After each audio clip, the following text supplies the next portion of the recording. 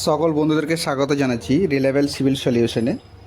আজকে আমরা একটা গুরুত্বপূর্ণ বিষয় নিয়ে আলোচনা করব, সেটা হচ্ছে পাইল। আজকে আলোচনা করব ডিপ পাইলের যে ডিপ ফাউন্ডেশন হয় তার মধ্যে একটা পাইল, যেটা হচ্ছে কাস্ট ইন সিতু পাইল। তো এই পাইলের ফুল প্রসেস অর্থাৎ শুরু থেকে শেষ পর্যন্ত কীভাবে হয়, কী কী বিষয় আমাদের জানতে হয় বা কোন কোন আইটেমগুলো বা কোন কোন মেটেরিয়ালসগুলো বিষয় আমাদের জানতে হবে, সেগুলো এই ভিডিওতে আমরা আলোচনা করব। আমরা আইস কোড ফলো করছি 2911, যেটা আমাদের পাইলের আইস কোড। তো চলুন শুরু করি আজকের এই ভিডিওটা।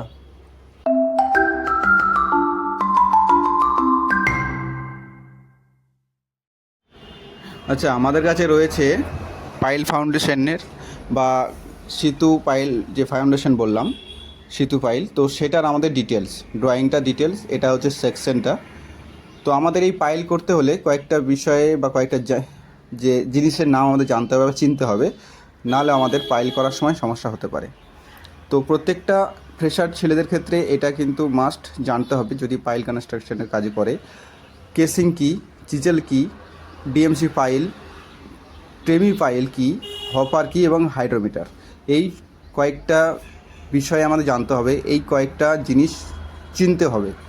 তো চলুন আমরা এই ভিডিওতে এইগুলো সমস্ত কিছু চিনে নিই এবং ব্যবহার ও কীভাবে পাইলটা করা হয় শেষ পর্যন্ত দেখতে থাকি। শুরুতেই আমাদের কি করতে হবে, যে আমাদের ড্রয়িংয়ে যে আমাদের সেন্টার পয়েন্ট আছে বা যেখানে আমাদের পাইল পয়েন্ট, সেটা প্রথমে সেন্টার পয়েন্টে মার্ক করে নিতে হবে। এটা হচ্ছে পাইলের আমাদের সেন্টার পয়েন্ট, যেখানে আমরা পাইল করব, তো তার এটা সেন্টার পয়েন্ট। তো প্রথমে আমরা সেন্টার পয়েন্টটা করে নিলাম। এরপর এই যে বিষয়টা, এটা হচ্ছে আমাদের, যেটাকে আমরা চিজেল বলি, ঠিক আছে। এই চিজেলটা হয় কি, আমাদের এই চিজেলটাতে সেই পয়েন্টে হামারের মতো মারতে হয়, অর্থাৎ এই চিজেলটা দিয়ে আমাদের পাইলটা কমপ্লিট হয়।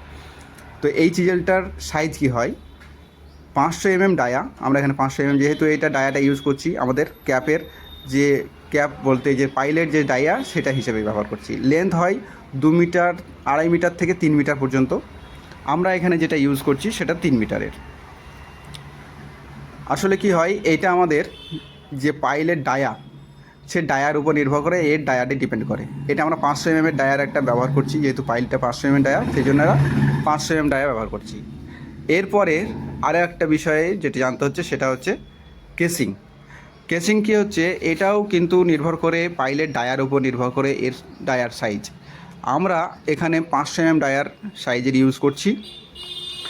আর এর যে লেন্থ, এর লেন্থ এখানে হচ্ছে 4 মিটারের। আমরা এটা 4 মিটারের ডায়ার, 4 মিটার লেন্থের কেসিংটা ইউজ করছি। এই কেসিংটা কখন ইউজ করা হয়, যখন পাইলের আমরা বোরিং করি, সেখানে সাইড থেকে যাতে মাটিটা ধসে না পড়ে, ঠিক সেই জন্য কেসিংটা দেওয়া হয়। এরপরে আরও একটা আইটেম বা আর একটা জিনিস, সেটা হচ্ছে আমরা যেটা দেখতে পাচ্ছি, সেটা হচ্ছে ডিএমসি পাইপ।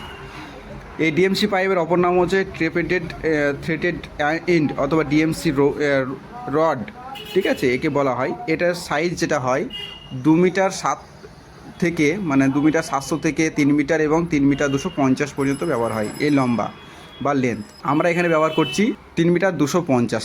এইভাবে এর ওপরে যে কেসিং প্রথমে বসানোর পরে তার উপরে এইভাবে হামার দিয়ে মেরে বা এইভাবে এই পাইপ দিয়ে আমাদের বোরিংটা কমপ্লিট হয়। বোরিং কমপ্লিট হয়ে যাওয়ার পর আমরা রেনফোর্সমেন্ট দিই ড্রয়িং হিসেবে, যেভাবে ড্রয়িংয়ে রয়েছে ঠিক সেইভাবে আমরা রেনফোর্সমেন্টটা প্রয়োগ করি বা দিই। এটা হচ্ছে ট্রিমি পাইপ।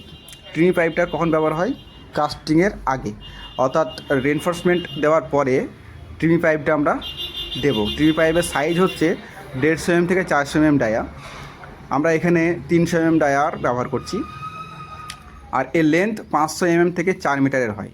আমরা এখানে ইউজ করছি 1600 mm, অর্থাৎ 1 মিটার 600 mm এর লেন্থের আমরা ইউজ করছি। এরপরে আমরা চিনব বেন্ডোনাইট। এই বেন্ডোনাইটটা কী কাজে লাগে, এই বেন্ডোনাইটটা ব্যবহার হচ্ছে আমরা যে পাইল করেছি তাতে যে ঢালাই করব, তার আগে যাতে মাটিটা ধসে না যায়, তার মধ্যে যে মাটিটা কোল্যাপস না হয়ে যায়, সেই জন্য এই বেন্ডোনাইটটা ইউজ করা হয়, যাতে পাইলের ভিতরে মাটিটা ধসে না যায়। এটাতে কি হয়, এই বেন্ডোনাইটের ব্যবহার হচ্ছে, এর যতটা সাইজ থাকে তার যখন জলে ভেজে এর তার 12 গুণ বেড়ে যায়। তার জন্য পাইলের ভিতরে একটা লেয়ার তৈরি করে, যার জন্য মাটিটা ধসে যাওয়ার সম্ভাবনা কমে যায়।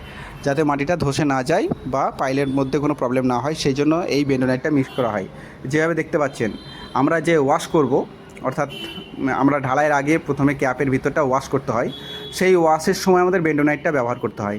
যেভাবে দেখতে পাচ্ছেন, এইভাবে জলে দিয়ে ওটাকে মিক্স করতে হয় এবং এই যে জলটা আমরা মিক্স করছি বা এই যে জলটা আমরা ওয়াশ করছি, সেটা কিন্তু ভালো জল দিয়ে করতে হবে এবং তাতে বেন্ডোনাইট মিক্স করতে হবে।